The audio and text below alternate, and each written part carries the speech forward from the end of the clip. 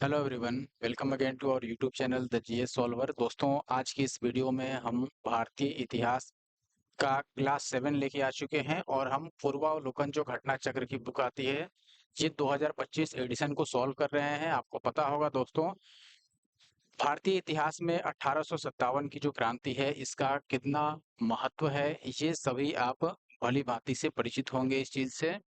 और चाहे कोई भी एग्जाम हो जहां पर जीएस पूछी जाती है और अगर हिस्ट्री आती है उसमें, तो उसमें 1857 की क्रांति से कोई क्वेश्चन ना पूछा जाए, ऐसा बहुत कम देखने को मिलता है। मैक्सिमम चांसेस रहते हैं कि अगर हिस्ट्री के क्वेश्चन पूछा जाए तो वहां 1857 की क्रांति से क्वेश्चन आपको जरूर देखने को मिलता है। बात करें यदि हम केवल बीपीएससी की या फिर किसी और स्टेट पीसीएस एग्जाम की, बीपीएससी का ट्रेंड रहा है, आप देखेंगे हमेशा ही 30 के आसपास है क्वेश्चन हिस्ट्री से पूछे जाते हैं। और इसमें से आप समझ लीजिए तो 10 से अधिक क्वेश्चन आपको केवल, या कई बार आप मान लो 5 क्वेश्चन 6 क्वेश्चन, यानी कि हिस्ट्री में सबसे ज्यादा अगर कोई चीज पूछा जाता है, किसी टॉपिक से सबसे अधिक सवाल बीपीएससी पूछती है, तो वो है 1857 की क्रांति। हिस्ट्री की मैं बात कर रहा हूँ।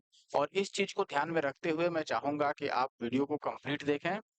वीडियो हो सकता है लंबा हो जाए या फिर 1857 की क्रांति के 2 वीडियो बन जाएं, 2 पार्ट में आए, क्योंकि यहाँ पर नंबर ऑफ क्वेश्चंस भी काफी अधिक हैं।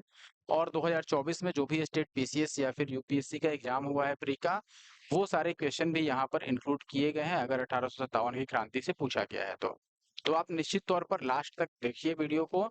जो बुक की नोट्स आती है वो पहले हम एक बार पढ़ लेंगे, ताकि हमें सारी चीजें रिकॉल कर लें, हम एक बार रिवाइज कर लें, उसके बाद क्वेश्चन पर आएंगे और पहले क्वेश्चन से आखिरी क्वेश्चन तक हम सॉल्व करेंगे। तो आई होप कि आप वीडियो को लास्ट तक देखेंगे। और अगर आप हमारे YouTube channel the GS solver पे नए हैं तो प्लीज सब्सक्राइब कर लीजिए और इस वीडियो को लाइक और साथ ही साथ कमेंट जरूर कर दीजिए। इससे पहले की अगर 6 क्लासेज आपने, सॉरी ये 8वां क्लास है, इससे पहले की अगर 6 क्लासेज आपने नहीं देखी है दोस्तों तो जरूर देख लीजिए और फिर ये 7वीं क्लास देखिए। अब हम स्टार्ट करते हैं, पहले नोट समझेंगे फिर क्वेश्चन। आई होप कि आप वीडियो को लाइक कर चुके होंगे। देखिए दोस्त, दिसंबर 1856 की बात है, जब सरकार का मतलब यहाँ ब्रिटिश सरकार से है, पुराने लोहे वाली जो बंदूक ब्राउन बेस वाली सिस्टम की थी, उसको हटाकर और उसके स्थान पर नया एनफील्ड राइफल का इस्तेमाल करना शुरू किया गया। कब? दिसंबर 1856 में। तो ये एक तरह से इससे पहले का इतिहास है कि 1857 की क्रांति की शुरुआत कैसे होती है। जो सैनिक होते हैं, चूंकि इसको सिपाही विद्रोह भी कहा जाता है, तो जो सैनिक होते हैं ब्रिटिश सरकार के अधीन, जो भारतीय सैनिक रहते हैं, उनके मन में कैसे कैसे क्रांति की भावना उठती है और फिर कैसे 1857 की क्रांति की शुरुआत होती है। आप देखेंगे दिसंबर 1856 में जो ब्रिटिश गवर्नमेंट थी, उसने पुराने जो लोहे वाली बंदूक थी, उसके स्थान पर नए एनफील्ड राइफल का प्रयोग करना शुरू किया। और इसका प्रशिक्षण जो है वो दमदम, अंबाला और सियालकोट, इन तीनों जगहों पर दिया जाना था। तो अगर आपसे पूछा जाए कि नवीन जो एनफील्ड राइफल का प्रशिक्षण था वो कहाँ-कहाँ दिया जाना तय किया गया था, तो 3 स्थान थे, दमदम, अंबाला और सियालकोट। आप देखेंगे कि इस नई राइफल में कारतूस के ऊपरी भाग को मुंह से काटना पड़ता था, यानी कि जो कारतूस का सबसे ऊपर का हिस्सा होता था उसको पहले मुंह से काटना होता था। जनवरी 1857, देखो दिसंबर 1856 खत्म हो गया, जनवरी 1857 की बात है। इस समय बंगाल सेना ने, या बंगाल जो सेना थी, उसमें यह अफवाह फैल गई कि चर्बी वाले कारतूसों में गाय और सुअर की चर्बी है, यानी गाय की भी उसमें चर्बी है और साथ ही साथ सुअर की भी चर्बी है। किसमें? कारतूस में, जो नया एनफील्ड राइफल लाया गया था, इंट्रोड्यूस किया गया था, उसकी बात की जा रही है। अब इसमें आप देखेंगे कि सैनिक अधिकारी जो थे वो इस अफवाह की जांच किए बिना ही तुरंत इसका खंडन कर दिया, यानी कि कह दिया कि ऐसा कोई बात नहीं है, यह अफवाह है। और इसका जांच नहीं किया, बिना जांच किए ऐसे ही बोल दिया कि नहीं ऐसा कोई बात नहीं है, उसमें कोई भी सुअर या फिर गाय का चर्बी नहीं इस्तेमाल किया गया है। लेकिन अब सैनिकों को यह विश्वास हो गया कि चर्बी वाली कारतूसों का प्रयोग उनके धर्म को भ्रष्ट करने का एक निश्चित प्रयत्न है। चूंकि उसमें हिंदू और मुस्लिम दोनों ही सैनिक थे, और गाय के चर्बी से हिंदुओं का, और सुअर की चर्बी, ये सारी जो चीजें हैं, इससे हिंदू मुस्लिम लगभग दोनों ही प्रकार के जो सिपाही थे उनका धर्म भ्रष्ट हो रहा था। और उनके मन में अब ये बैठ गया कि यह जो ब्रिटिश सरकार है उसकी साजिश है इनके धर्म को भ्रष्ट करने के लिए। इससे पहले ही आपने देखा होगा कि जो माथे पर तिलक लगाने वाला सिस्टम था, इसके लिए भी सिपाहियों ने विद्रोह किया था। तिलक लगाना जब बैन किया गया था और भारत से बाहर जब भेजने का प्रावधान किया था ब्रिटिश सरकार ने कि भारतीय सैनिक को भारत से बाहर भी अंग्रेजों की लड़ाई में इस्तेमाल किया जाएगा, और फिर उस समय जो पगड़ी थी उसको हटाने का प्रावधान किया गया था, और जो टीका लगाया जाता है यानी तिलक उसको भी हटाने का प्रावधान किया गया था, तब भी इन्होंने विद्रोह किया था। तो उस समय भी कहीं न कहीं धर्म इनका खतरे में था, या फिर आप यूँ समझिए कि धर्म प्रभावित हो रहा था सैनिकों का। और यहाँ भी वही बात है, इनके मन में बैठ गया कि देखिए भाई, यहाँ पर धर्म को भ्रष्ट करने का प्रयत्न किया जा रहा है अंग्रेजी सरकार द्वारा। यही भारत के प्रथम स्वतंत्रता संग्राम 1857 के विद्रोह का तत्कालिक कारण बना। तो अगर आपसे तत्कालिक कारण पूछा जाए, ध्यान रखिए कि 1857 के विद्रोह का तत्कालिक कारण क्या है, तो इसमें सबसे पहले आपको याद रखना है कि जो नया एनफील्ड राइफल है, उसके ऊपरी भाग पर कारतूस में सूअर और गाय की चर्बी का इस्तेमाल करना, ठीक है? तो जो गाय और सूअर की चर्बी वाले कारतूस या फिर राइफल का इस्तेमाल है, यही यहाँ पर तत्कालिक कारण है 1857 का जो स्वतंत्रता संग्राम था उसको शुरू करने का। आप देखेंगे कि 29 मार्च 1857 को बैरकपुर में सैनिकों ने चर्बी वाले कारतूसों का प्रयोग करने से मना कर दिया। कब की बात है दोस्तों? मार्च 1857 की बात है, जब बैरकपुर के सैनिकों ने चर्बी वाले कारतूसों का प्रयोग करने से इनकार कर दिया। और इसमें एक सैनिक ऐसे थे जिनका नाम मंगल पांडे था। इन्होंने अपने एजुडेंट पर हमला किया और उसकी हत्या कर दी। एजुडेंट जो कि एक अधिकारी होता था, अंग्रेज अधिकारी, अंग्रेज द्वारा 34वीं बंगाल एनआई रेजिमेंट भंग कर दिया गया और अपराधियों को दंड दिया गया। अब यहाँ एक दो चीजें आपको याद रखनी है। सबसे पहले विद्रोह कहाँ शुरू हुआ? बैरकपुर छावनी में। ये पहला बात है जो आपको याद रखना है। बैरकपुर विद्रोह किसने प्रारंभ किया? मंगल पांडे ने विद्रोह प्रारंभ किया। किस प्रकार प्रारंभ किया? अपने एजुडेंट पर हमला करके। जो एजुडेंट था उस समय लेफ्टिनेंट बाग, उसकी हत्या कर दी इन्होंने, और मेजर जो था उस समय उसको भी गोली मार दिया। तो लेफ्टिनेंट बाग और मेजर दोनों को ही गोली मारकर हत्या कर दी इसने। और जो मंगल पांडे थे, ये 34वीं बंगाल एनआई रेजिमेंट इसी में तैनात थे, और जैसे ही ये घटना घटी अंग्रेजों द्वारा इस रेजिमेंट को, यानी कि 34वीं बंगाल एनआई रेजिमेंट जो बैरकपुर में था, इसको भंग कर दिया गया। और साथ ही साथ जो भी अपराधी थे उसको दंड दिया गया, और इसमें मंगल पांडे को भी फांसी पर चढ़ा दिया गया 8 अप्रैल को। ध्यान दीजिएगा, 8 अप्रैल 1857 को। इसमें अब आगे देखते हैं हम, आगे क्या है आप देखेंगे। 1857 की क्रांति का प्रमुख कारण अब ब्रिटिश शासन की जो घिनौनी नीतियां थी, जिनसे तंग आकर अंततः विद्रोह का ज्वालामुखी फूट पड़ा। यानी कि जो इनकी नीतियां थी, चाहे वो धार्मिक नीति हो, आर्थिक नीति हो, राजनीतिक नीति हो, सब किसी को किसी न किसी से किसी तरह से इन्होंने क्या किया था? कष्ट पहुंचाया था। और सारे लोग इंतजार कर रहे थे कि कोई तो शुरुआत करे, और मंगल पांडे ने ये शुरुआत करी। और जैसे ये शुरुआत हुई, विद्रोह का ज्वालामुखी फूटा, और एंग्लो इंडियन इतिहासकारों ने सैनिक असंतोषों तथा चर्बी वाले कारतूसों को ही 1857 के महान विद्रोह का मुख्य और महत्वपूर्ण कारण बताया है। तो मुख्य और महत्वपूर्ण कारण अगर एंग्लो इंडियन इतिहासकार के हिसाब से सोचिएगा तो दो है। एक तो सैनिक असंतोष जैसे कि चर्बी वाले कारतूसों का इस्तेमाल, तिलक ना लगाना, पगड़ी हटाना, कम, जैसे जो विदेशी सैनिक थे या फिर भारतीय सैनिक को छोड़कर बाकी सैनिक जो थे अंग्रेज के या यूरोप के, उनको ही सैलरी ज्यादा होती थी, भारतीय सैनिकों का सैलरी कम होता था। तो वहां पर भी जो अंतर था उसके कारण सैनिक असंतोष था।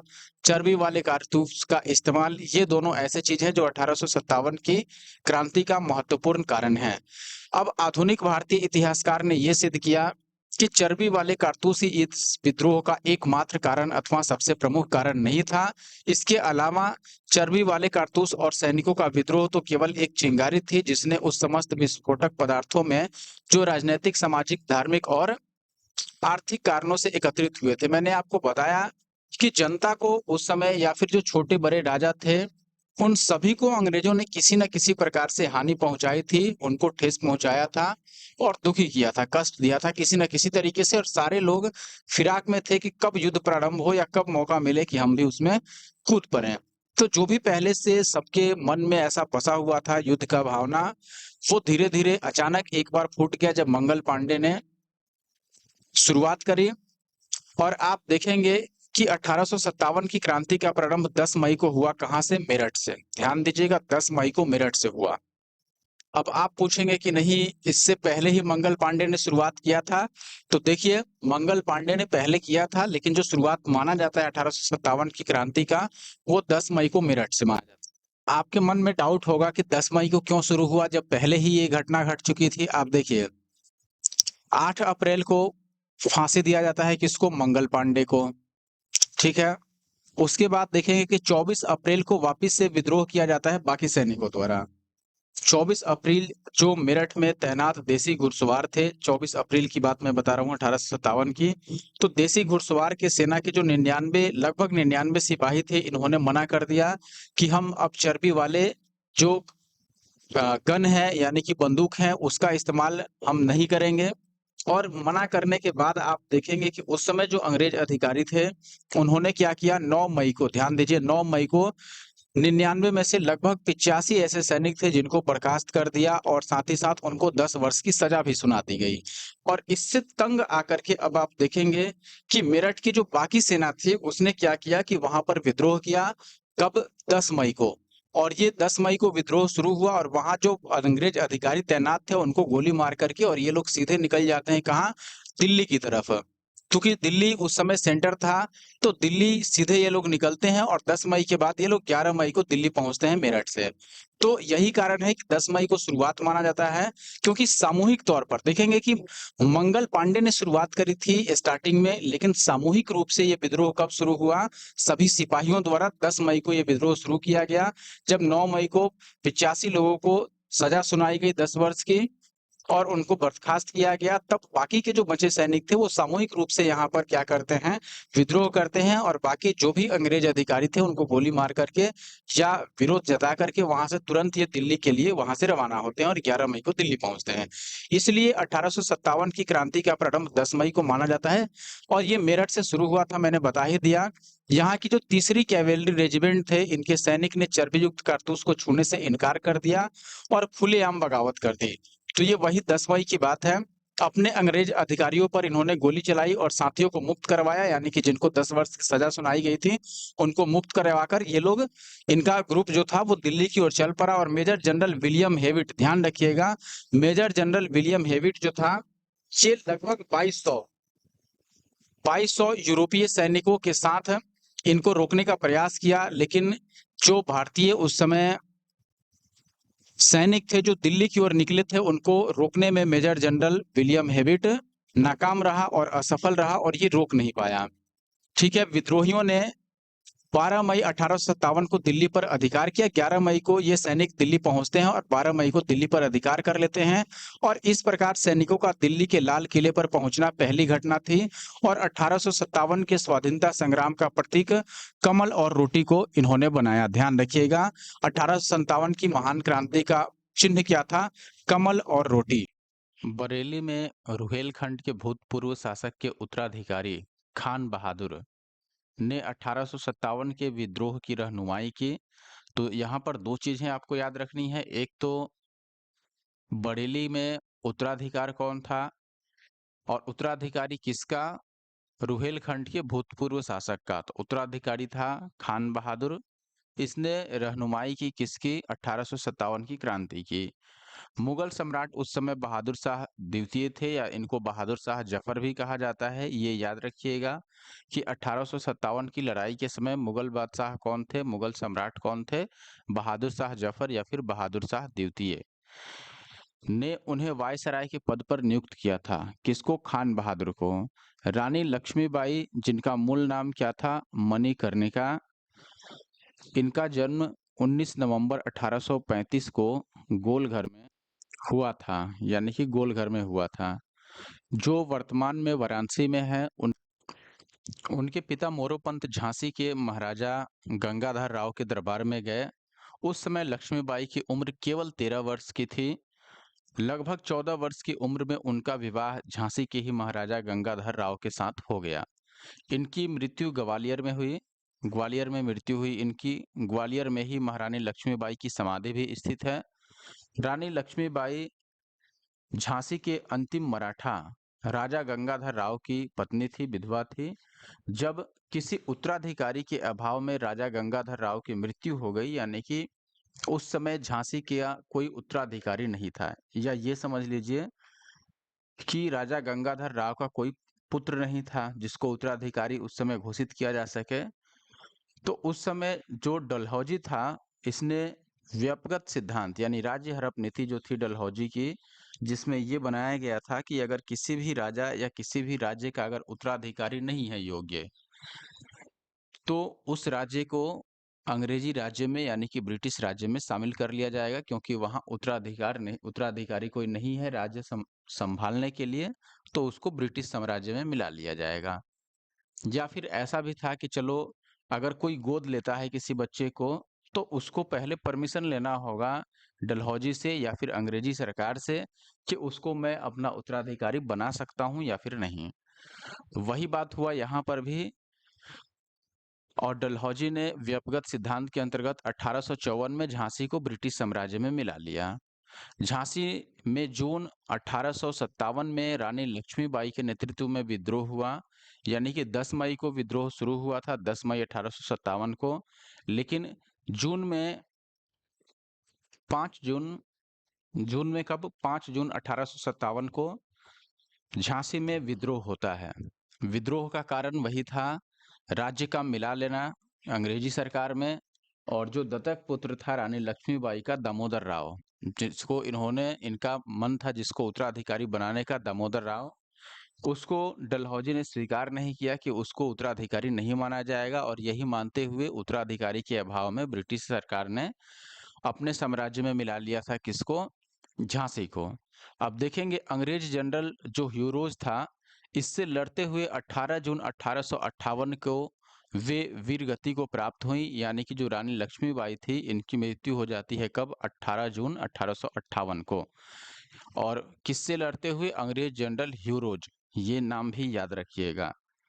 रानी की मृत्यु पर ह्यूरोज ने कहा था कि भारतीय विद्रोहियों में यहाँ सोई हुई औरत अकेली मर्द है, यानी कि जो भारत में उस समय विद्रोही थे उसमें से केवल एक को इसने बताया कि जिसकी मृत्यु हो चुकी है, जो लेटी हुई है यहाँ पर औरत, वही अकेली मर्द थी जिसने डटकर सामना किया। और ये लाइन किसने कहा था, ह्यूरोज ने, किसके लिए, रानी लक्ष्मीबाई के लिए। बात करें लखनऊ की दोस्तों, अब तो लखनऊ यानी कि अवध, यहाँ विद्रोह 30 मई 1857 को प्रारंभ होता है। विद्रोह के नेतृत्व कौन करते हैं, बेगम हजरत महल। बेगम हजरत महल द्वारा नेतृत्व किया जाता है किसका, लखनऊ के विद्रोह का।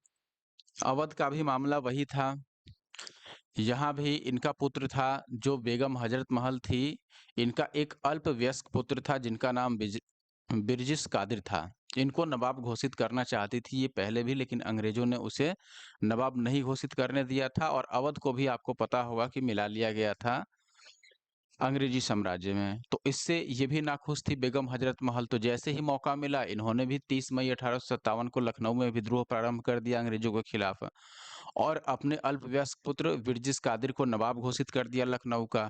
प्रशासन की बागडोर अपने हाथों में ले ली, और अंत में 21 मार्च 1858 को कैंपबेल ने गोरखा रेजिमेंट की सहायता ली, और गोरखा रेजिमेंट की सहायता से लखनऊ पर पुनः अधिकार कर लिया गया।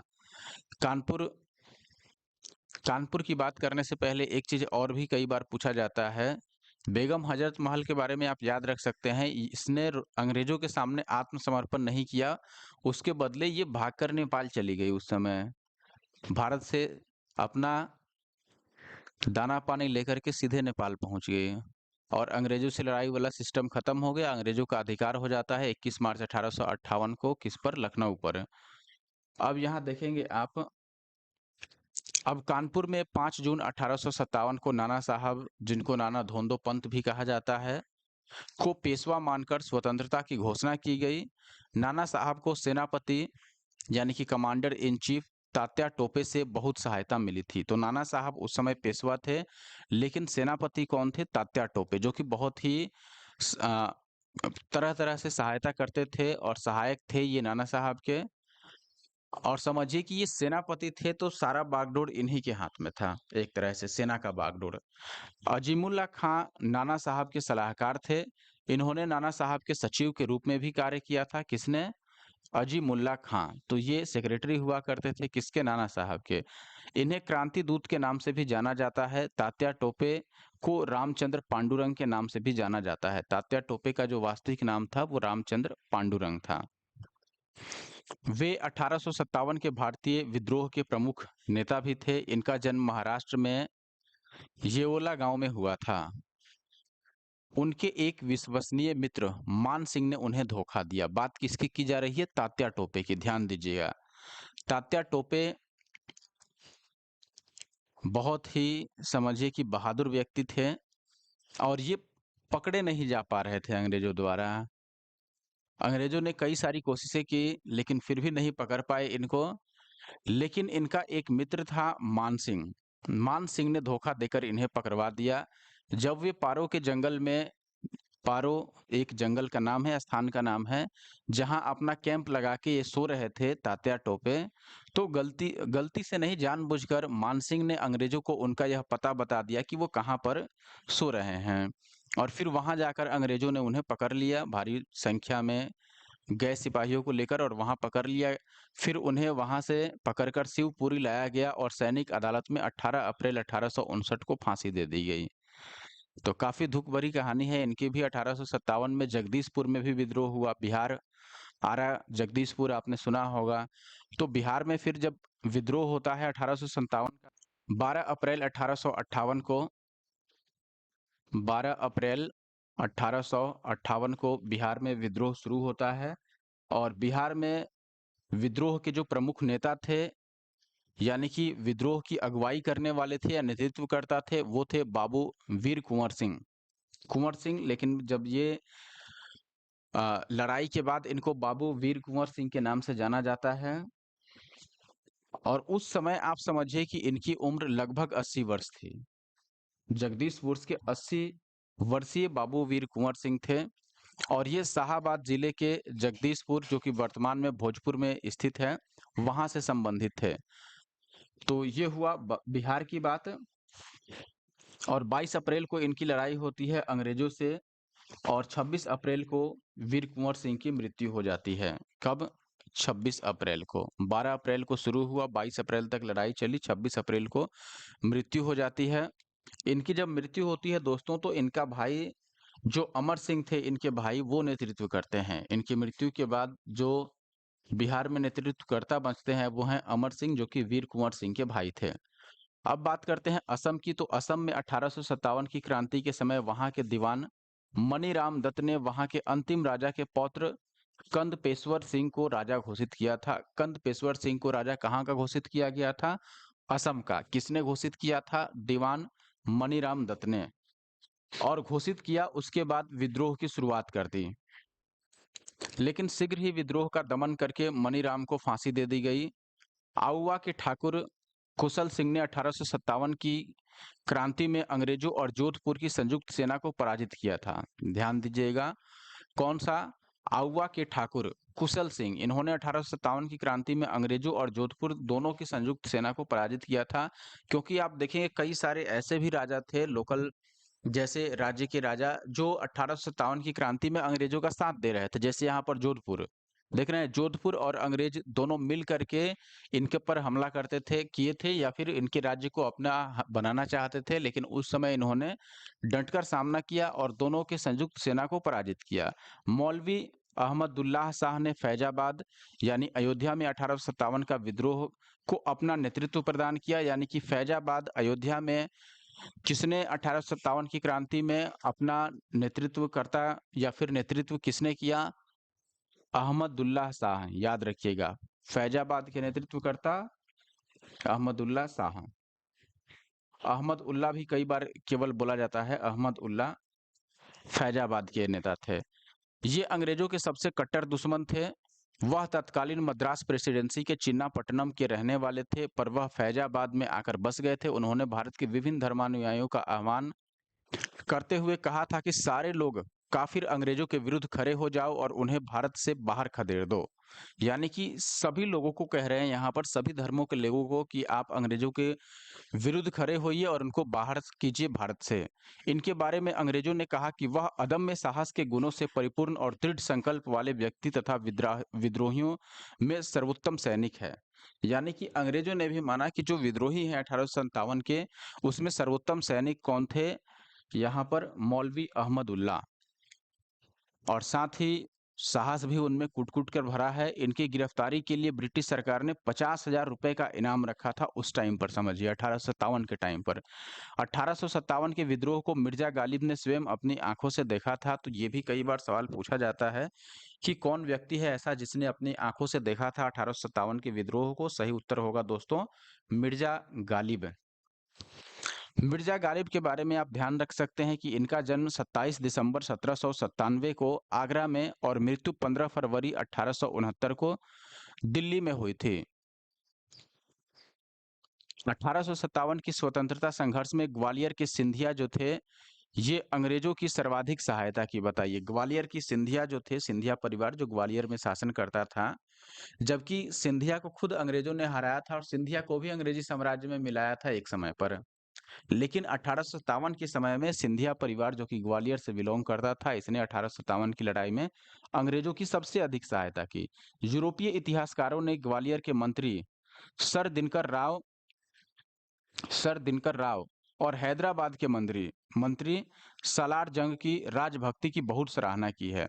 देखिए, हैदराबाद का जो निजाम था, या फिर हैदराबाद और सिंधिया दोनों ने ही निश्चित तौर पर 1857 की लड़ाई में अंग्रेजों का साथ दिया है। संकट के समय केनिंग ने कहा था, केनिंग आप नाम याद रख सकते हैं दोस्तों, कि 1857 की क्रांति के समय वायसराय या फिर गवर्नर जनरल कौन था? लॉर्ड केनिंग, याद रखिएगा। 1857 की क्रांति के समय वायसराय, चूंकि 58 में वायसराय बनाया गया तो वायसराय नहीं कह के इसको गवर्नर जनरल ही कहा जाएगा। तो उस समय गवर्नर जनरल कौन था? लॉर्ड केनिंग, वायसराय नहीं कहेंगे।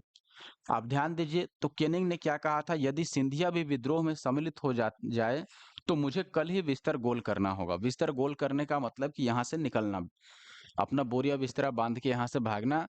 तो इसका कहना था केनिंग का, अगर सिंधिया परिवार भी विद्रोह में शामिल हो जाता और हमारा साथ नहीं देता, यानी अंग्रेजों का साथ नहीं देता, तो ये विद्रोह निश्चित तौर पर सफल हो जाता और अंग्रेजों को भागना पड़ता। आप देखेंगे कि 1857 का विद्रोह बहुत बड़े क्षेत्र में फैला हुआ था। इसे जनता का व्यापक समर्थन भी प्राप्त था। फिर भी पूरे देश को या भारतीय समाज के सभी अंगों तथा वर्गों को यह अपनी लपेट में नहीं ले सका। यह दक्षिणी भारत तथा पूर्वी और पश्चिमी भारत के अधिकांश भागों में नहीं फैल सका। दक्षिणी भारत में आप देखेंगे तमिलनाडु, केरल, इन सब इलाकों तक नहीं फैला। यह मेन सेंटर तक ही रह गया। बंगाल, बिहार, आपका ये महाराष्ट्र, उसके बाद यूपी, दिल्ली, इन सभी इलाकों तक ये सीमित रह गया। ग्वालियर के सिंधिया, इंदौर के होलकर, हैदराबाद के निजाम, जोधपुर के राजा, भोपाल के नवाब, पटियाला, नाभा और जिंद के सिख शासक एवं पंजाब के दूसरे सिख सरदार, कश्मीर के महाराजा तथा दूसरे अनेक सरदारों और बड़े जमींदारों ने विद्रोह को कुचलने और अंग्रेजों की सक्रिय सहायता की। तो कहीं ना कहीं अब यहाँ पर बात की जा रही है कि आखिर 1857 की क्रांति क्यों असफल हो गई। यानी भारतीयों के अगर नजरिए से देखा जाए तो ये असफल रही निश्चित रूप से, क्योंकि इसके बाद फिर से अंग्रेजों का अपना शासन कायम हो जाता है। आप देखेंगे 1858 का, उसके बाद जब ये लोग भारत शासन अधिनियम लाते हैं, फिर 1861 में भारत परिषद अधिनियम आया, और 1857 के बाद अभी 1947 में देश आजाद हुआ ना, वहां से आप देखेंगे करीब करीब 90 साल अभी शासन चला है इनका। तो अगर सफल हो जाता 1857 का विद्रोह तो उसी समय भारत आजाद हो जाता। लगभग 90 साल पहले ही भारत आजाद हो गया रहता। तो यहाँ पर इसके असफल होने के, यानी कि 1857 की क्रांति की असफलता का मुख्य कारण कहीं न कहीं एक तो इसका प्रचार-प्रसार है। चूँकि उस समय कम्युनिकेशन सिस्टम इतना अच्छा नहीं था, सोशल मीडिया नहीं था कि एक बार में पूरे देश में बात फैलाया जा सके। आज के जैसा बात पहुँचते थे। इसलिए खासकर जहाँ पर ये ज़्यादा इसका प्रभाव रहा, वहीं पर ये ज़्यादा देखने को मिला, जैसे दिल्ली हो गया, यूपी हो गया, बिहार आपका, या लखनऊ हो गया, अवध हो गया, ये सब इलाके। और खासकर कुछ ऐसे शासक जो लोकल शासक, आपने ये देखा होगा, घर का बेदी लंगा ढाहे वाला वही बात है यहाँ पर। जब अपने ही यहाँ पर कुछ राजा या फिर कुछ भारतीय लोग अंग्रेजों के साथ मिल गए, फिर तो उनको हराना और मुश्किल है। जहाँ देखेंगे ग्वालियर के सिंधिया ही नहीं, बल्कि इंदौर का होलकर, हैदराबाद, जोधपुर का राजा, भोपाल का नवाब, पटियाला, साथ ही साथ नाभाजिंद, सिख शासक, पंजाब के सरदार, कश्मीर के राजा, और इनके अलावा और भी कई सारे जमींदार और सरदार ऐसे थे जो इस विद्रोह को दबाना चाहते थे कि ये विद्रोह ना हो, और अपने तरीके से दबाए भी अपने क्षेत्र में, और अंग्रेजों का साथ भी दिया। सक्रिय रूप से साथ देने का मतलब खुद अंग्रेजों की तरफ से लड़ाई लड़े होंगे। अब देखेंगे गवर्नर जनरल कैनिंग ने बाद में ये टिप्पणी की कि इन शासकों तथा सरदारों ने तूफान के आगे बांध की तरह काम किया। यानी कि जो विद्रोही थे 1857 के, जो विद्रोही सैनिक थे, वो निश्चित तौर पर तूफान के तौर पर शुरू किए थे, बिल्कुल तूफान जैसा, लेकिन ये बीच में बांध बन के आ गए ये सारे लोग, और बांध की तरह काम किया। और अगर ये नहीं होता, तो यहाँ पर देख सकते हैं कि अगर ये नहीं होता, तो कैनिंग का कहना है कि यह तूफान एक ही लहर में हमें बहा ले जाता। तो ये लोग बांध बन करके इनके सामने आए हैं, और भारतीयों ने ही रोका है यहाँ पर। 1857 की विद्रोह में शिक्षित वर्ग ने कोई रुचि ही नहीं ली। अब देखिए, जो पढ़े लिखे लोग थे वो कोई रुचि नहीं लिए कि चलिए भाई, हम सुरक्षित है ना, हम क्यों लड़ें इसमें। और इस महासमर की असफलता के प्रमुख कारणों में से यह भी एक है कि शिक्षित वर्ग ने यहीं यहाँ हिस्सा नहीं लिया। अब देखिए, 1857 के विद्रोह के समय भारत के गवर्नर जनरल लॉर्ड कैनिंग थे। 1856 से, यानी कि लॉर्ड डलहौजी के बाद 1856 से 62 तक ये रहे, और इसी बीच 1857 की लड़ाई हुई थी। तो याद रखिए कि विद्रोह के समय भारत का गवर्नर जनरल कौन था? Lord Canning. विद्रोह के समय लॉर्ड कैनिंग ने इलाहाबाद को आपातकालीन मुख्यालय बनाया था, क्योंकि दिल्ली पर तो कब्जा कर लिया था जाकर के सिपाहियों ने। लॉर्ड कैनिंग भारत में कंपनी द्वारा नियुक्त अंतिम गवर्नर जनरल तथा ब्रिटिश सम्राट के अधीन नियुक्त भारत का पहला वायसराय था, क्योंकि 1858 में जब भारत शासन अधिनियम लाया गया, तो गवर्नर जनरल का पद हटा करके और वायसराय का पद बनाया गया। तो ये पहला वायसराय था लॉर्ड कैनिंग, और अंतिम गवर्नर जनरल। न्यायिक सुधारों के अंतर्गत लॉर्ड कैनिंग ने इंडियन हाई कोर्ट एक्ट द्वारा बंबई, कलकत्ता और मद्रास में एक एक उच्च न्यायालय की स्थापना की। इंडियन हाई कोर्ट एक्ट के द्वारा, ध्यान रखिएगा, बंगाल में और बंबई में, कलकत्ता और मद्रास, सॉरी बंगाल नहीं है, बंबई, कलकत्ता और मद्रास, इन तीनों जगह एक एक उच्च न्यायालय की स्थापना की है। तो बंगाल के बदले में सीधे कलकत्ता आप समझ सकते हैं। यानी कि तीनों प्रेसिडेंसियों में एक एक यहाँ पर हाई कोर्ट की स्थापना की गई है। सामाजिक सुधारों में इसने क्या किया? कैनिंग ने हिंदू विधवा पुनर्विवाह अधिनियम 1856 कैनिंग के समय में ही पारित हुआ। हालांकि यह चले आ रहा था, इसको स्टार्ट किया गया था लॉर्ड डलहौजी के समय में, लेकिन यह पारित होता है आकर के 1856 में, जब कैनिंग का समय आ जाता है। 1857 के सिपाही विद्रोह को भारत में प्रथम स्वतंत्रता संग्राम के नाम से तथा ब्रिटेन में इसे इंडियन म्यूटिनी के नाम से अभिहित किया जाता है। अभिहित करने का मतलब कि जाना जाता है इस नाम से। भारत में इसको प्रथम स्वतंत्रता संग्राम, और इंग्लैंड में इसे, ब्रिटेन में इसे इंडियन म्यूटिनी के नाम से जाना जाता है। 1857 में के विद्रोह के समय बैरकपुर में लेफ्टिनेंट जनरल जॉन बेटन हैरिस कमांडिंग ऑफिसर थे। जिस समय 1857 की क्रांति हुई, विस्कॉन्ट पाल्मस्टन ब्रिटेन के प्रधानमंत्री थे। तो ये भी एक इम्पोर्टेंट चीज है, कई बार ये पूछा जाता है कि 1857 की क्रांति के समय ब्रिटेन के प्रधानमंत्री कौन थे? पाल्मस्टन, याद रखिए, ठीक है। पाम एस्टर्न जो थे, ये ब्रिटेन के प्रधानमंत्री थे 1857 की क्रांति के समय। इनका कार्यकाल 1855 से 58 तक रहा। तो लास्ट के 2 सालों में निश्चित तौर पर ये क्रांति हुआ है, और फिर ये 59 से 65 में भी वापिस बनते हैं। तो आप समझ सकते हैं कि 18 से 58 के बाद फिर 59 में वापिस यही आ जाते हैं। 1857 के विद्रोह की असफलता का मुख्य कारण किसी सामान्य योजना या केंद्रीय संगठन की कमी थी। यानी कि बिना किसी योजना का यह विद्रोह शुरू किया गया था, क्योंकि विद्रोह तो अचानक शुरू हो गया था, कोई सुनियोजित योजना नहीं थी, और ना ही कोई ऐसा संगठन था जो इसको लीड कर सके। कोई इसका एक नेतृत्वकर्ता नहीं था केंद्रीय स्तर पर। क्योंकि आप देखेंगे अलग-अलग स्थानों पर इसके अलग-अलग राजा थे या फिर अलग-अलग नेतृत्वकर्ता थे, लेकिन जो भी नेतृत्वकर्ता थे उनका कोई नेता नहीं था, या आप ये इसे समझ सकते हैं केंद्रीय कोई संगठन नहीं था।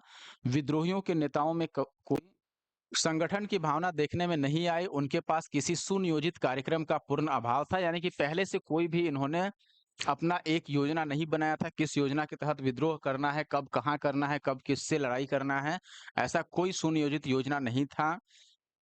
और साथ ही साथ अनुशासन की भी कमी थी, जो मन जिधर लड़ाई कर लिया, जब जिधर हुआ उधर विद्रोह शुरू हो गया, कोई इसका योजना नहीं बनाया गया था। कभी-कभी तो वे अनुशासित सेना से के बजाय दंगाई भीड़ की तरह भी व्यवहार करते थे। उनके पास कोई एक भविष्योन्मुख कार्यक्रम, सुसंगत विचारधारा, राजनीतिक परिप्रेक्ष्य या भावी समाज और अर्थव्यवस्था के प्रति एक स्पष्ट दृष्टिकोण का अभाव था। तो ये सब कारण हैं इसकी असफलता की 1857 की क्रांति के। अभी देखिएगा कि 14 सितंबर 1857 को अंग्रेजों द्वारा दिल्ली पर अधिकार करने के क्रम में ब्रिगेडियर जनरल जॉन निकलसन घायल हुआ और 23 सितंबर 1857 की उसकी मृत्यु हो गई। आपको पता होगा कि सबसे पहले 10 मई को जब बंगाल से वो लोग निकले बैरकपुर से सिपाही विद्रोह करके, तो 11 मई को दिल्ली पर आते हैं और 12 मई को दिल्ली पर उनका अधिकार हो जाता है। वापस 14 सितंबर 1857 को अंग्रेजों द्वारा दिल्ली को वापस लिया जाता है और इसी क्रम में इस पर अधिकार करने क्रम में ब्रिगेडियर जनरल जॉन निकलसन घायल होता है और 23 सितंबर 1857 को उसकी मृत्यु हो जाती है। लखनऊ में 1857 के विद्रोह के दौरान अंग्रेज एक रेजिडेंसी की रक्षा करते हुए sir Henry Montgomery Lawrence, major general Havelock और ब्रिगेडियर जनरल नील, तीनों की मृत्यु हो गई। तो 3 लोगों की मृत्यु होती है लखनऊ में जब 1857 के विद्रोह के दौरान अंग्रेज रेजिडेंसी की रक्षा करते हैं ये लोग, तब उस समय विद्रोहियों से इनका सामना होता है और इनकी मृत्यु होती है, जिसमें एक तो मॉन्टगोमरी लॉरेंस, दूसरा जनरल हैवलॉक और तीसरा जनरल नील, इन तीनों की मृत्यु हो जाती है। अब देखेंगे यहाँ पर sir James Outram sir James Outram एवं डब्ल्यू टेलर 1857 के विद्रोह को हिंदू मुस्लिम षड्यंत्र का परिणाम बताते हैं। आउटरम का विचार था कि यह मुस्लिम षड्यंत्र था जिसमें हिंदू शिकायतों का लाभ उठाया गया। जॉन लॉरेंस और सीले के अनुसार यह केवल सैनिक विद्रोह था। टी आर होल्म्स के अनुसार यह बर्बरता और सभ्यता के बीच युद्ध था। ये देखो, ये जरूर याद रखिए, ये वाला लाइन कई बार पूछा गया है। टी आर होल्म्स के अनुसार यह बर्बरता और सभ्यता के बीच युद्ध था। वीडी सावरकर ने अपनी एक पुस्तक लिखी, the Indian war for of independence 1857, the Indian war of independence 1857 में इस विद्रोह को सुनियोजित स्वतंत्रता संग्राम की संज्ञा दी। उन्होंने इस स्वतंत्रता की पहली लड़ाई कहा इसे। 1857 की क्रांति को वो स्वतंत्रता की पहली लड़ाई कहते हैं और 1857 के भारतीय स्वतंत्रता आंदोलन के लिए सरकारी इतिहासकार सुरेंद्र नाथ सेन, जिसको एस एन सेन भी कहा जाता है, ये थे। तो 1857 की जो भारतीय स्वतंत्रता आंदोलन हुआ, इसके सरकारी इतिहासकार कौन थे? सुरेंद्र नाथ सेन, जिनकी पुस्तक 1857 1957 में ये रिलीज हुई, प्रकाशित की गई। 1857 यानी 1857 नाम से इनकी एक पुस्तक है, जिसको 1957 में रिलीज किया गया, यानी कि पब्लिश किया गया।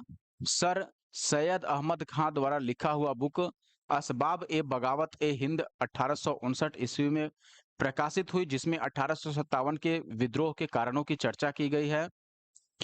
भारत सरकार द्वारा आर सी मजूमदार को 1857 के विद्रोह का इतिहास लिखने के लिए नियुक्त किया गया था, परंतु सरकारी समिति से अनबन होने के कारण उन्होंने यह कार्य करने से इनकार कर दिया तथा अपनी पुस्तक द सिपाही mutiny and the revolt of 1857 को स्वतंत्र रूप से 1957 में प्रकाशित किया। मजूमदार ने 1857 के विद्रोह को तथाकथित प्रथम राष्ट्रीय स्वतंत्रता संग्राम, न प्रथम, न राष्ट्रीय और न ही स्वतंत्रता संग्राम कहा था।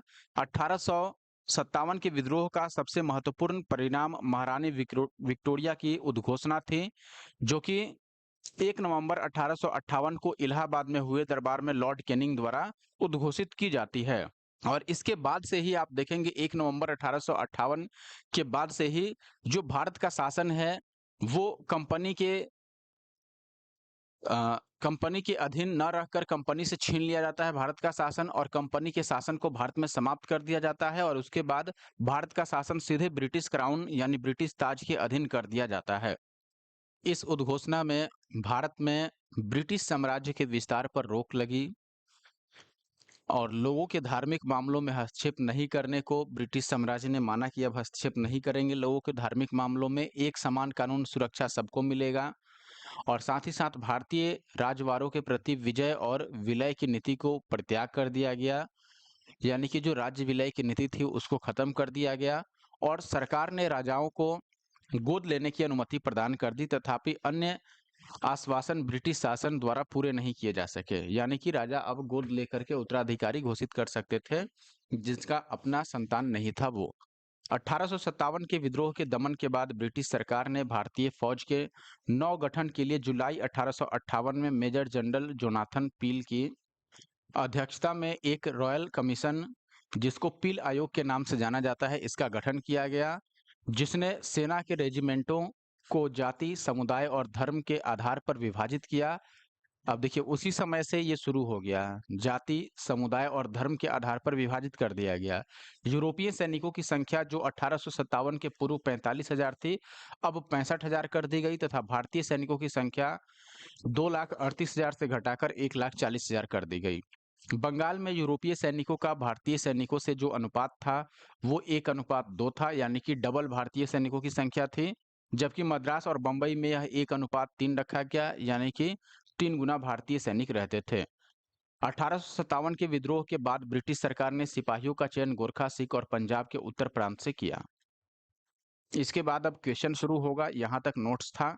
अब क्वेश्चन पर हम आते हैं दोस्तों और 2024 के लेटेस्ट क्वेश्चन भी हम देखेंगे। पहले हम स्टार्ट करते हैं जैसे बुक में है उस तरीके से।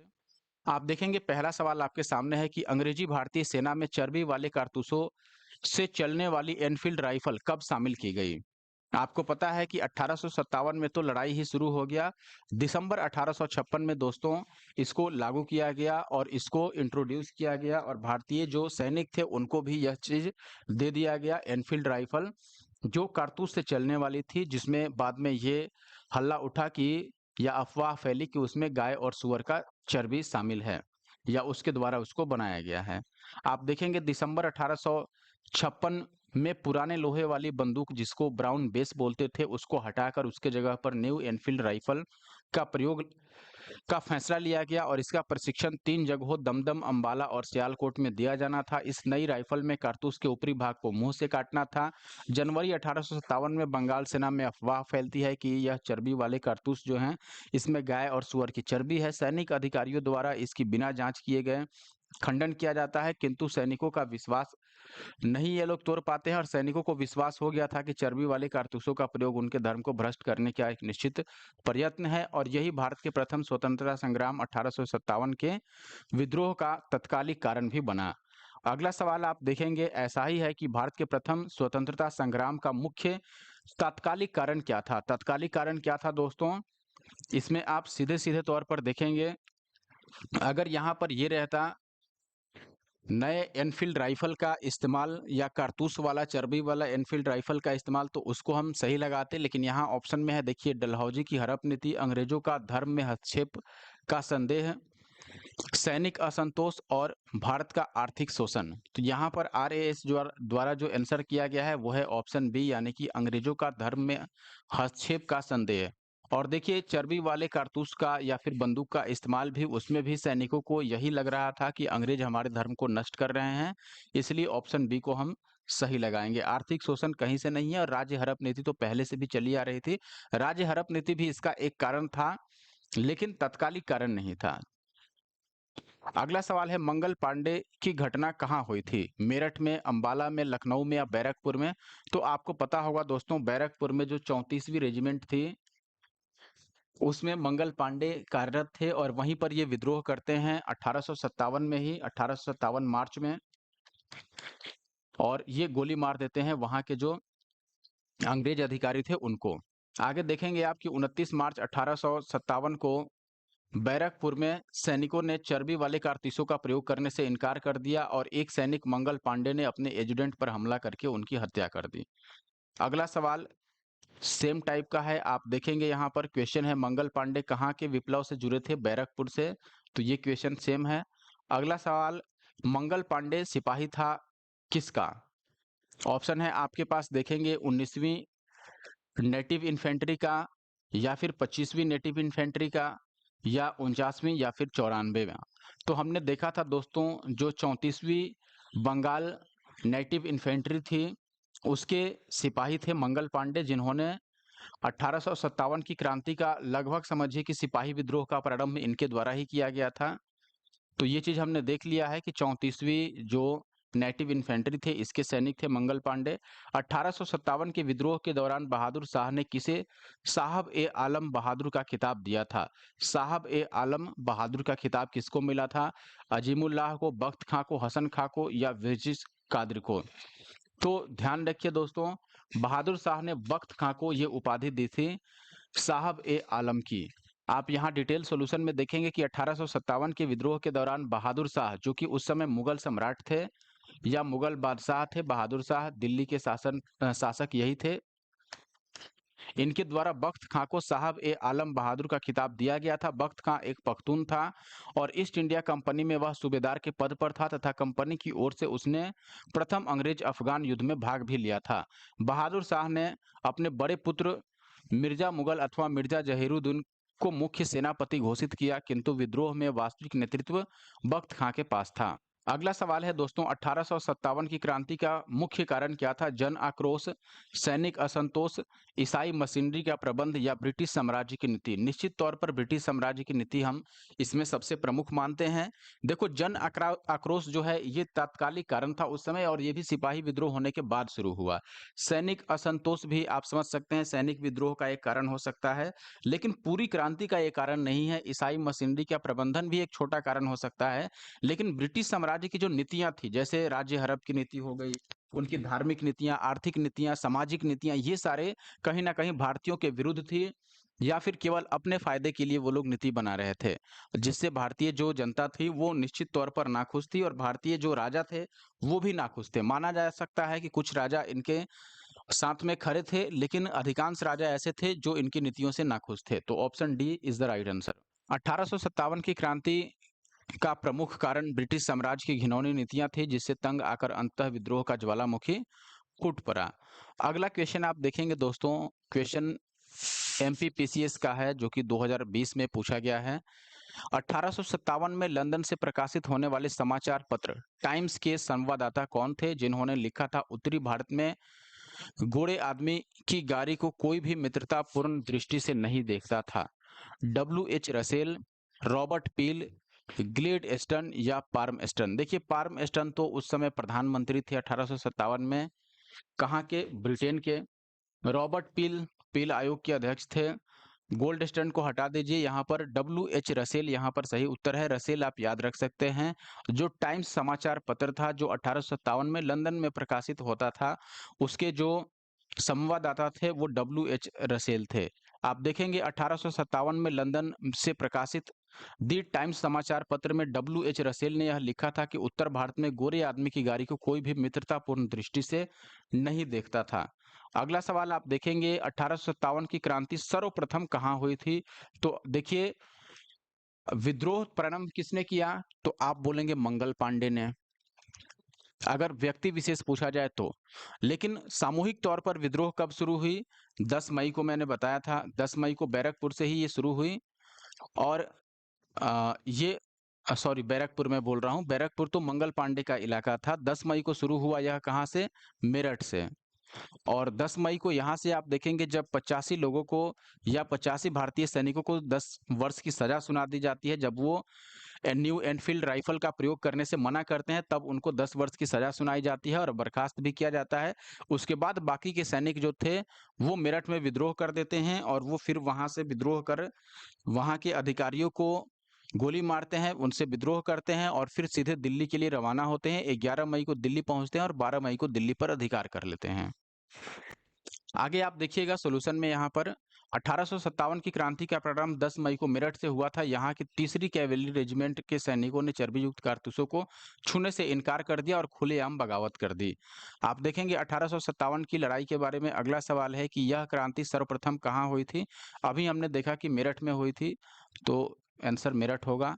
अगला क्वेश्चन जो क्वेश्चन नंबर 11 है, इस स्वतंत्रता संग्राम से संबंधित पहली घटना क्या थी? 1857 की स्वतंत्रता से संबंधित पहली घटना क्या माना जाएगा? कानपुर में विद्रोह। देखो कानपुर से पहले तो कई जगह विद्रोह हो चुका था, कानपुर की बात तो है ही। कानपुर में जो विद्रोह हुआ था दोस्तों, आपको पता होगा नाना साहब के समय में हुआ था और जून 1857 में हुआ था। लेकिन उससे पहले लखनऊ में विद्रोह हो चुका था। तो यहाँ अब देखो बेगम हजरत महल द्वारा अवध या फिर लखनऊ का नेतृत्व, तो यहाँ भी विद्रोह हुआ था, कानपुर से तो पहले ही हुआ था। सैनिकों का दिल्ली के लाल किले पर पहुंचना और झांसी की रानी का विद्रोह। तो देखिए सबसे पहले 10 मई को जब विद्रोह शुरू हुआ दोस्तों, तो मैंने बताया कि अगले दिन यानी कि 11 मई को सैनिक दिल्ली पहुंच जाते हैं। 12 मई को दिल्ली पर अधिकार होता है और ये सारे जो लड़ाई हैं ये जून में होता है। जून इसको छोड़ दीजिए, तो चाहे बेगम हजरत महल से हो या फिर कानपुर में नाना साहब से हो या फिर झांसी की रानी से हो, ये सब जून का बात है। लेकिन सैनिकों का दिल्ली पहुंचने की जो प्रक्रिया है वो मई में ही हुआ था, इसलिए ऑप्शन सी इसमें सबसे पहली घटना मानी जा सकेगी। तो ऑप्शन सी यहाँ पर सही है दोस्तों, सैनिकों का दिल्ली के लाल किले पर पहुंचना। अगला सवाल देखिए, 11 मई 1857 को दिल्ली से मेरठ आए सिपाहियों के दस्ते ने मुगल सम्राट बहादुर शाह द्वितीय से यह अपील की कि सम्राट इन सिपाहियों का नेतृत्व स्वीकार करे। इस प्रकार सैनिकों का दिल्ली के लाल किले पर पहुंचना पहली घटना थी। कानपुर में नाना साहब ने 5 जून 1857 को विद्रोह किया। बेगम हजरत महल ने 30 मई 1857 को प्रारंभ अवध के विद्रोह का नेतृत्व किया और झांसी की रानी लक्ष्मीबाई ने जून 1857 में विद्रोह किया था झांसी से और वे 18 जून 1858 को शहीद हो गई थी। अगला सवाल है दोस्तों, निम्न में से कौन सा ईस्ट इंडिया कंपनी के सिपाहियों को विद्रोही बनाने का कारण नहीं था? पहला ऑप्शन है ईसाई धर्म फैलाने के लिए कंपनियों के अधिकारियों का प्रयास। निश्चित तौर पर ये तो होगा ही, ये तो सही है। ईसाई धर्म फैलाने के लिए कंपनी के अधिकारी जबरदस्ती लोगों को बोलते थे, भारतीय सैनिकों को, कि भाई ईसाई धर्म अपनाओ। दूसरा है जहाज पर यात्रा करने के लिए सिपाहियों को आदेश। ये भी सही है, क्योंकि भारतीय सिपाहियों को जबरदस्ती जहाज पर यात्रा करके और दूसरे देशों में जाकर अंग्रेजों के तरफ से लड़ाई लड़ने के लिए मजबूर किया जाता था, जबकि भारतीय सैनिक केवल भारत में रहकर युद्ध करना चाहते थे। भत्ते की रोकथाम, ये भी सही है। जब ऐसा नहीं करते थे भारतीय सैनिक, तो उनके भत्ते की रोकथाम की जाती थी अंग्रेज अधिकारियों द्वारा। अधिकारियों की अक्षमता, ये सही नहीं माना जा सकता है, क्योंकि अधिकारी लगभग सक्षम थे, तभी तो 1857 की क्रांति करने पर मजबूर कर दिया लोगों को। उपयुक्त में से कोई नहीं, ये भी नहीं सही है, तो ऑप्शन डी यहाँ पर सही मानेंगे, ये गलत है। गलत का मतलब कि ये एक कारण नहीं है। आप यहाँ डिटेल सॉल्यूशन में भी देख सकते हैं कि ईसाई धर्म फैलाने के लिए कंपनी के अधिकारियों के प्रयास, जहाज पर यात्रा करने के लिए सिपाहियों को आदेश तथा डाक आदि भत्तों की रोकथाम आदि कारक ईस्ट इंडिया कंपनी के सिपाहियों को विद्रोही बनाने के कारण बने, जिसकी परिणति 1857 की क्रांति के रूप में हुई। और ये भी ज्ञात होना चाहिए कि अधिकारियों की अक्षमता इसका कारण नहीं था, यद्यपि अधिकारियों द्वारा किए गए दुर्व्यवहार से अवश्य इसे भड़काया गया। नेक्स्ट क्वेश्चन देखिए दोस्तों, 1857 की स्वाधीनता संग्राम का प्रतीक क्या था? रोटी और कमल, निश्चित रूप से हमने नोट्स में पढ़ा था, तो रोटी और कमल इसका प्रतीक था। अगला सवाल आप फिर देखिएगा, यहाँ पर नेक्स्ट क्वेश्चन है। नेक्स्ट क्वेश्चन है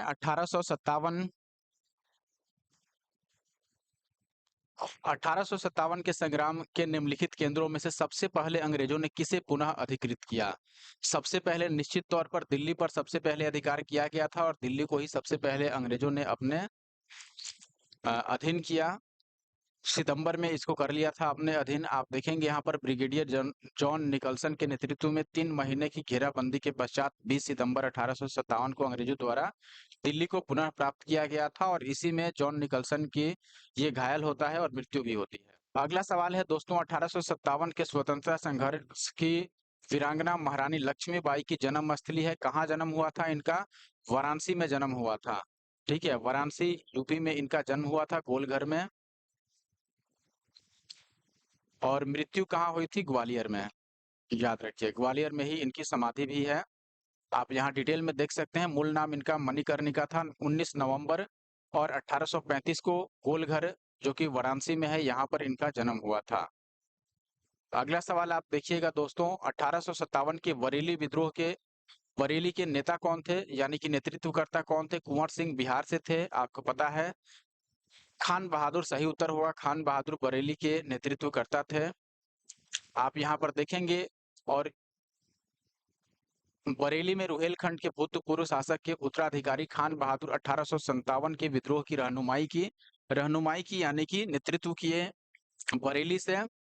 यद्यपि ब्रिटिश पेंशन पर गुजर बसर कर रहे खान बहादुर ने शुरू में इसमें कोई दिलचस्पी नहीं ली थी, किंतु विद्रोह की लहर फैलते ही उन्होंने खुद प्रशासन संभाल लिया और करीब 40,000 सैनिकों को संगठित कर अपनी मजबूत सेना बनाई और अंग्रेजों का कड़ा मुकाबला किया। मुगल सम्राट बहादुर शाह द्वितीय ने उन्हें वायसराय के पद पर नियुक्त किया था। इस पद पर अपने कार्यकाल के दौरान उन्होंने हिंदू और मुसलमानों के साथ एक समान व्यवहार किया और एक सुयोग्य राजनीतिज्ञ के गुणों का प्रदर्शन भी किया था। अगला सवाल सेम टाइप का है। क्रांति का नेता कौन था? बरेली से तो खान बहादुर थे। Same question. और यहाँ पर सेम डिटेल भी है, तो डिटेल को मैं नहीं पढ़ रहा हूँ क्योंकि बिल्कुल सेम है। अगला सवाल, महारानी लक्ष्मीबाई की समाधि स्थल हमने बताया ग्वालियर में है। ग्वालियर में इनकी मृत्यु हुई थी। आप यहाँ देख सकते हैं, लक्ष्मीबाई का जन्म वाराणसी के गोलघर में हुआ था, जबकि इनकी मृत्यु ग्वालियर में हुई थी और ग्वालियर में ही इनकी समाधि स्थल भी स्थित है। अगला सवाल सेम है, मृत्यु कहाँ पर हुई? रानी लक्ष्मीबाई की ग्वालियर में हुई। नेक्स्ट क्वेश्चन देखिए, अंतिम युद्ध का सामना करना पड़ा किसका? ह्यूरोज का। जनरल ह्यूरोज जो था, उससे लड़ाई करते हुए रानी लक्ष्मीबाई वीरगति को प्राप्त हुई थी ग्वालियर में। तो यहाँ पर ऑप्शन ए सही उत्तर होगा। और ये गंगाधर राव की विधवा थी रानी लक्ष्मीबाई। जब किसी उत्तराधिकारी का अभाव था, तो उस समय राजा गंगाधर राव की मृत्यु हुई थी। तब उस समय उत्तराधिकारी का अभाव था। ठीक है, जब गंगाधर राव की मृत्यु हुई थी उस समय उत्तराधिकारी नहीं था कोई इनका। इन्होंने एक दत्तक पुत्र भी अपना चुना था, लेकिन डलहौजी ने उसको उत्तराधिकारी घोषित करने से मना कर दिया और राज्य हड़प नीति के तहत 1854 में झांसी को ब्रिटिश साम्राज्य में मिला लिया। जून 1857 में रानी लक्ष्मीबाई के नेतृत्व में विद्रोह का श्री गणेश हुआ, यानी शुरुआत हुआ। झांसी के पतन के बाद रानी ग्वालियर की ओर प्रस्थान कर गई, यानी कि झांसी पर जब अंग्रेजों का अधिकार हुआ उसके बाद ये ग्वालियर की ओर बढ़ जाती हैं, जहां तात्या टोपे के साथ अंग्रेजों को कई युद्धों में पराजित करने के बाद, यानी कि तात्या टोपे इनकी सहायता कर रहे थे, ये और तात्या टोपे मिलकर अंग्रेजों को कई युद्धों में पराजित करते हैं और अंततः अंग्रेज जनरल जो ह्यूरोज था इससे लड़ते हुए 18 जून 1858 को वीर गति को ये प्राप्त होती हैं। रानी की मृत्यु पर ह्यूरोज ने कहा था कि भारतीय विद्रोहियों में यहाँ सोई हुई औरत अकेली मर्द है। अगला सवाल, 1857 के विद्रोह में लखनऊ के नेतृत्वकर्ता कौन था? लखनऊ में किसने नेतृत्व किया था? बेगम हजरत महल ने, जिसको बेगम ऑफ अवध भी कहा जाता है। और जब लखनऊ अंग्रेजों के कब्जे में चला गया तब बेगम हजरत महल जो थी, ये नेपाल चली गई और वहीं पर अपना गुजर बसर किया। आप यहाँ देख सकते हैं, लखनऊ में विद्रोह का प्रारंभ 30 मई 1857 को हुआ और यह विद्रोह के नेतृत्वकर्ता जो थी वो बेगम हजरत महल यानी कि बेगम ऑफ अवध थी। अगला सवाल है, वह महिला जिन्होंने अवध में 1857 की क्रांति का नेतृत्व किया? बेगम हजरत महल। Same question. अगला सवाल देखते हैं ये कितनी बार आया है, यूपी पीसीएस में आया है। 1857 की स्वतंत्रता संग्राम का नेतृत्व किसने किया था लखनऊ में? तो बेगम हजरत महल ने किया था, हमने देख ही लिया। अगला सवाल इलाहाबाद से संबंधित आ गया इस बार की, इलाहाबाद में 1857 संग्राम के नेता कौन थे? इलाहाबाद में मौलवी साहब थे, याद रखिए, मौलवी लियाकत अली। मौलवी लियाकत अली। नाना साहब कहाँ से थे? नाना साहब थे कानपुर से। अजीमुल्लाह इनके सचिव और तात्या टोपे इनके सेनापति थे नाना साहब के। आप देखेंगे इलाहाबाद में 1857 के संग्राम में विद्रोहियों की कमान मौलवी लियाकत अली ने संभाली। बाद में यहाँ का विद्रोह ब्रिगेडियर जनरल लील ने समाप्त किया। अगला सवाल, 1857 के संघर्ष में भाग लेने वाले सिपाहियों की सर्वाधिक संख्या कहाँ थी? निश्चित तौर पर अवध में थी, यूपी। आप ये याद कैसे रखेंगे? यूपी की चूंकि जनसंख्या अभी भी अधिक है तो इससे आप याद रख सकते हैं। 1857 की क्रांति में सिपाहियों की संख्या सबसे अधिक थी अवध में। और संख्या कितनी थी आप देखेंगे, लगभग 75,000 सैनिकों की संख्या थी केवल अवध में। अगला सवाल है, नाना साहब का कमांडर इन चीफ यानी कि सेनापति कौन था? विरजिस कादिर। निश्चित तौर पर नहीं, विरजिस कादिर तो पुत्र थे किसके बिरजिस खातिर किसके पुत्र थे, ये आपके लिए अब एक होमवर्क है। मैंने अभी पिछले कई क्वेश्चन में बताया भी है। और अजीमुल्लाह नाना साहब के कौन थे, सचिव। और उपयुक्त में से कोई नहीं होगा नहीं, तात्या टोपे सही उत्तर होगा। Tatya Tope commander in chief थे नाना साहब के, और नाना साहब कानपुर के नेतृत्व करता थे। कानपुर में 5 जून 1857 को नाना साहब ने पेशवा मानकर अपने आप को स्वतंत्रता की घोषणा की, और नाना साहब को सेनापति तात्या टोपे से बहुत सहायता मिली थी। तो तात्या टोपे इनके सेनापति थे। अगला सवाल कि अजीमुल्लाह खां किसके सलाहकार थे, नाना साहब के। अभी हमने देखा नाना साहब के सचिव थे यानी सलाहकार। सिचुएशन देखेंगे यहाँ पर, वर्ष 1857 के विद्रोह के संदर्भ में निम्नलिखित में से किसे मित्र ने धोखा दिया और अंग्रेजों द्वारा बंदी बनाकर मार दिया गया। निश्चित तौर पर दोस्तों तात्या टोपे वे व्यक्ति थे जिनके दोस्त का नाम क्या था दोस्तों, मान सिंह। मान सिंह इनका दोस्त था, और मान सिंह ने जब तात्या टोपे पारो के जंगल में, मैंने बताया भी था नोट्स में, पारो के जंगल में जब ये अपने कैंप में सो रहे थे, उस समय मान सिंह ने इनका एड्रेस दे दिया कि इनको अंग्रेजों को, और अंग्रेज जो अधिकारी थे उस समय वहां पहुंचकर सिपाहियों के साथ तात्या टोपे को पकड़ लेते हैं, फिर शिवपुरी ला करके इनको फांसी देते हैं 1859 में। तो आप देखेंगे तात्या टोपे जो कि 1814 से 59 तक, इनका जो वास्तविक नाम था रामचंद्र पांडुरंग। बहुत बार ये पूछा जाता है, याद रखिए। 1857 के भारतीय विद्रोह के प्रमुख नेता भी माने जाते हैं। इनका जन्म महाराष्ट्र के येवला गांव में हुआ था, और इनके पिता पांडुरंग राव टोपे थे।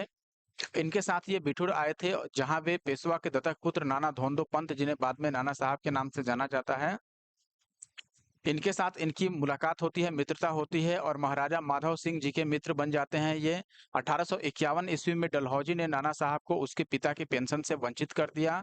उधर तात्या टोपे पहले से ही ब्रिटिशों को अपना शत्रु मान चुके थे। दोनों ने मिलकर कानपुर में ईस्ट इंडिया कंपनी की सैन्य टुकड़ी को पराजित कर नाना साहब के आधिपत्य को स्थापित किया, और स्वयं सेना के कमांडर इन चीफ बन गए तात्या टोपे। नाना साहब से अलग होने के बाद तात्या टोपे अपना मुख्यालय कालपी ले गए और रानी लक्ष्मीबाई से हाथ मिलाया। दोनों ने मिलकर बुंदेलखंड क्षेत्र में विद्रोह का नेतृत्व किया। जनरल ह्यूरोज ने ग्वालियर के उस ऐतिहासिक युद्ध में इन्हें हराया, जिसमें रानी लक्ष्मीबाई वीरगति को प्राप्त हुई थी। ग्वालियर खो देने के पश्चात तात्या टोपे ने सागर एवं नर्मदा क्षेत्र तथा खानदेश एवं राजस्थान क्षेत्र में सफलतापूर्वक गुरुला युद्ध का संचालन किया। 1 वर्ष तक अंग्रेज सेनाएं उन्हें पकड़ने में नाकाम रही। अंततः उनके एक विश्वसनीय जो मित्र थे मान सिंह, इसने धोखा देकर उन्हें उस समय पकड़वा दिया जब वे पारो के जंगल में अपने कैंप में सो रहे थे। यहां से उन्हें पकड़कर शिवपुरी लाया गया, और सैनिक अदालत में 18 अप्रैल 1859 को इन्हें फांसी दे दी गई। अगला सवाल है, 1857 के निम्नलिखित क्रांतिकारियों में किसका वास्तविक नाम रामचंद्र पांडुरंग था। अभी हमने देखा तात्या टोपे का, तो ऑप्शन बी सही होगा। अगला सवाल है दोस्तों, कुंवर सिंह 1857 के विद्रोह के एक प्रमुख नायक थे, और वह निम्नलिखित में से किससे संबंध थे। बिहार में, बिहार के जगदीशपुर शाहाबाद जिले से, ध्यान रखिए, जो वर्तमान में भोजपुर जिले से संबंधित है। तो आप यहाँ देख सकते हैं 1857 में जगदीशपुर के विद्रोह की अगुवाई करने वाले कुंवर सिंह बिहार के तत्कालीन शाहाबाद जिले के जगदीशपुर, जो कि वर्तमान में भोजपुर जिले में स्थित है, उससे संबंधित थे। प्रकृति ने उन्हें अदम्य शौर्य, वीरता और सेना नायक के आदर्श गुणों से मंडित किया था। इसी कारण उन्हें सही रूप में विद्रोह के दौरान बिहार का शेर माना गया, बिहार का सिंह। उन्होंने शाहाबाद एवं आरा क्षेत्र में अंग्रेजों की सत्ता का तख्ता पलट कर दिया, और साथ ही अपनी सरकार स्थापित की। वह कानपुर पर संयुक्त आक्रमण के लिए नाना साहब की मदद हेतु कालकी की ओर आगे बढ़े। वह विद्रोह की मशाल को रोहतास, मिर्जापुर, रीवा, बांदा और लखनऊ तक ले गए, जहां उनका अत्यंत सम्मान पूर्वक स्वागत किया गया। अपनी अंतिम सफलता के रूप में उन्होंने गृहनगर जगदीशपुर के निकट अंग्रेजों को बुरी तरह पराजित किया। इसी युद्ध के दौरान वीर कुंवर सिंह बुरी तरह से घायल हो गए। 26 अप्रैल 1858 को उनकी मृत्यु हो जाती है। उनकी मृत्यु के बाद उनके भाई अमर सिंह ने दिसंबर 1858 तक अंग्रेजों के विरुद्ध संघर्ष जारी रखा। तो बहुत ही बढ़िया और साहसपूर्ण काम किया है इन्होंने, बाबू वीर कुंवर सिंह, इसीलिए इनको जाना जाता है, और बिहार का सिंह भी इन्हें बोला जाता है। 1857 के विद्रोह के एक नेता कुंवर सिंह किस स्थान से संबंधित थे। जगदीशपुर, बिहार के जगदीशपुर से संबंधित थे। अभी हमने देखा, बीपीएससी का सवाल भी है। अगला सवाल फिर से सेम टाइप का है। यहाँ पर वीर कुंवर सिंह अंग्रेजों के खिलाफ 1857 के विद्रोह में किस जगह पर शामिल हुए थे? अब देखो, अगर जगदीशपुर होता तो जगदीशपुर लगाते, लेकिन आरा है तो आरा लगाएंगे, क्योंकि आरा में भी इन्होंने अपना नेतृत्व किया था और अंग्रेजों के खिलाफ लड़ाई लड़ी थी। नेक्स्ट सवाल है, 1857 की क्रांति के दौरान बिहार में क्रांतिकारियों का नेता कौन था? बाबू वीर कुंवर सिंह नेता थे।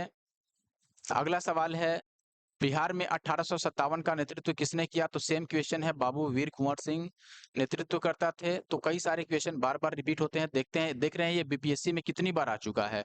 अगला सवाल फिर कुंवर सिंह से ही संबंधित थे कि ये 1857 में कहाँ के नेता थे?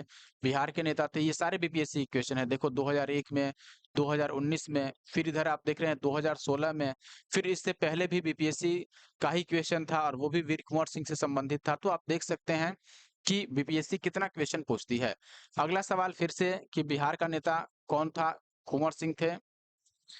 और ये भी बीपीएससी में देखो 1957 और फिर 97 और 2008 में पूछा गया है। अगला सवाल फिर 2020 में पूछा गया है और सेम सवाल है, कुंवर सिंह ही उत्तर होगा यहाँ पर भी। आगे बढ़ जाते हैं अब। अगला सवाल है, जगदीशपुर के किस व्यक्ति ने 1857 के विप्लव में क्रांतिकारियों का नेतृत्व किया? बाबू वीर कुंवर सिंह थे। अभी हमने पढ़ा ही। जगदीशपुर के राजा कौन थे? कुंवर सिंह राजा थे और उन्होंने वहां पर विद्रोह भी शुरू किया, तो ऑप्शन डी सही होगा। और ये सारे बीपीएससी के क्वेश्चन है, आप देख सकते हैं। अगला सवाल, पटना के 1857 के स्वतंत्रता संग्राम के नेता कौन थे? पटना में नेता कौन थे? कुंवर सिंह, क्योंकि बिहार से तो यही थे। अगला सवाल देखिएगा, इससे पहले आप डिटेल सॉल्यूशन देख लीजिए। बिहार पटना के निकट जगदीशपुर के जमींदार कुंवर सिंह ने विद्रोह का नेतृत्व किया। उनकी जमींदारी अपनी कंपनी की नीतियों के कारण छिन गई थी। फलस्वरूप उन्होंने अपने रोष की अभिव्यक्ति विद्रोह में कर दी और पटना में पीर अली के नेतृत्व में विद्रोह हुआ।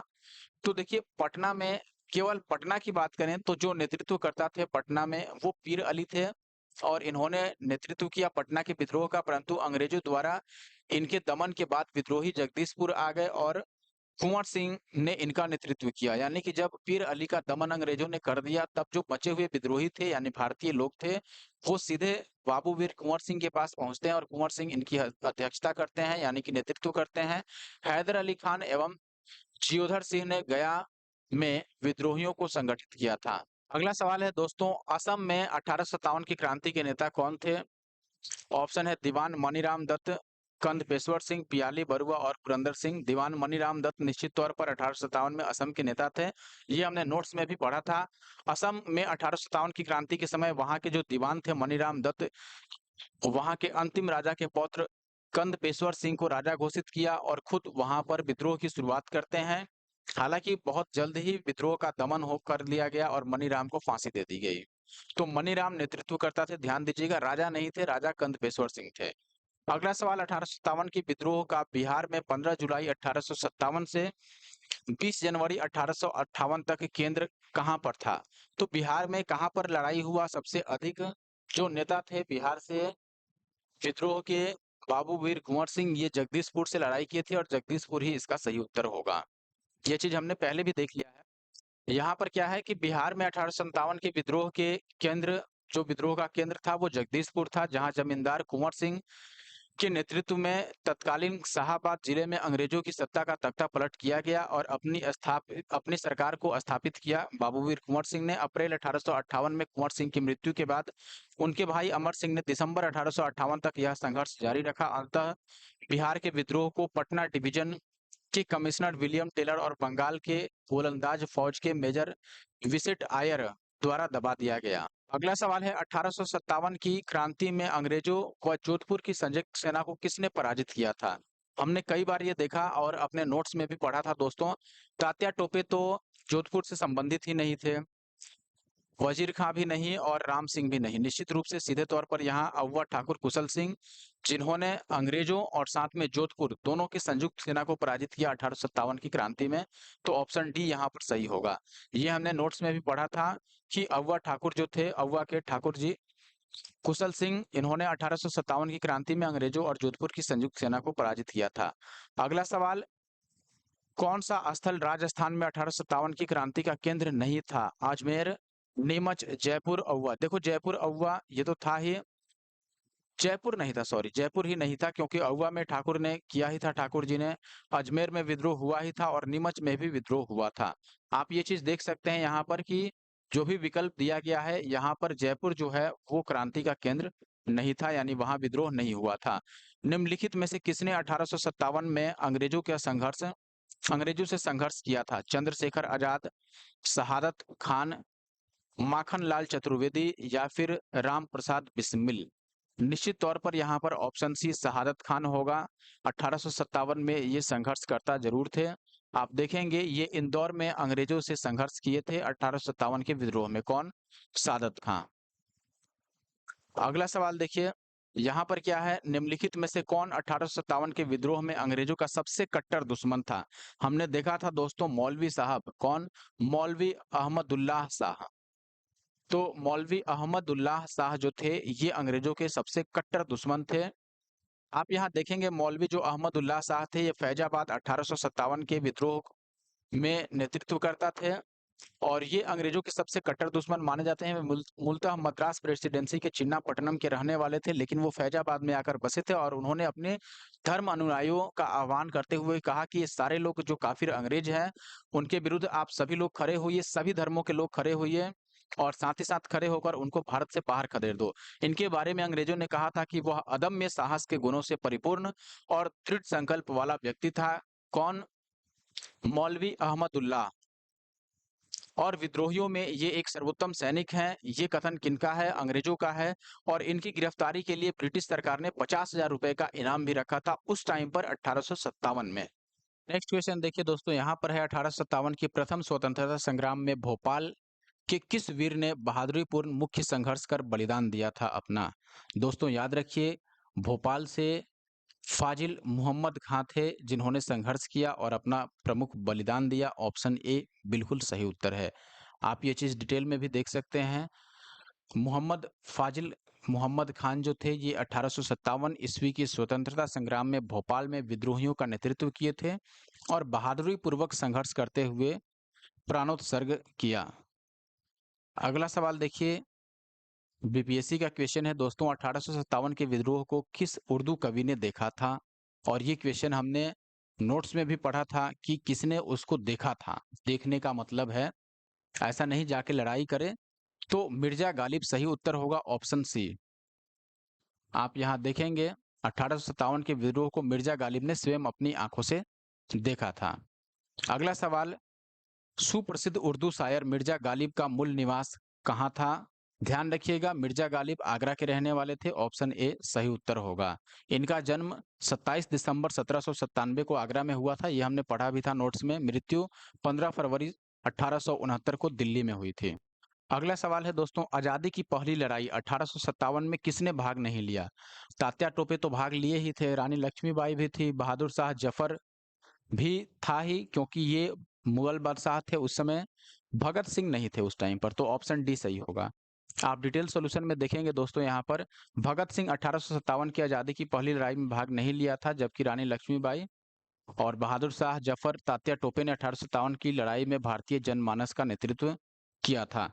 दोस्तों इस टॉपिक में मुझे लगता है कि 100 के करीब क्वेश्चन पूछे गए हैं इस टॉपिक से। 50 क्वेश्चन और साथ में नोट्स भी मैंने करा दिया है। बाकी के जो 50 क्वेश्चन अब बचते हैं ये मैं अलग पार्ट में यानी कि इसी के पार्ट 2 में कवर करूंगा। इस वीडियो में मैं इतना ही रहने देता हूं कि आई होप कि आपने यह पूरी वीडियो देखी होगी और वीडियो अच्छी लगे तो वीडियो को लाइक जरूर कीजिए दोस्तों।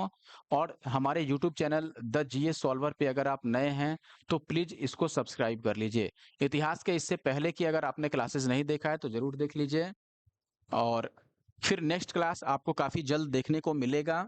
एक चीज और है दोस्तों, जो हम क्वेश्चन कर रहे हैं आपको बता रहे हैं, क्या इसका रिवीजन या फिर इससे क्वेश्चन आंसर आप करना चाहते हैं, Q&A जिसको हम बोलते हैं?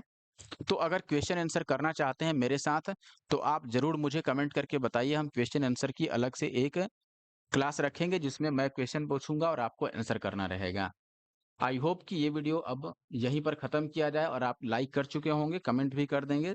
मिलते हैं नेक्स्ट वीडियो में।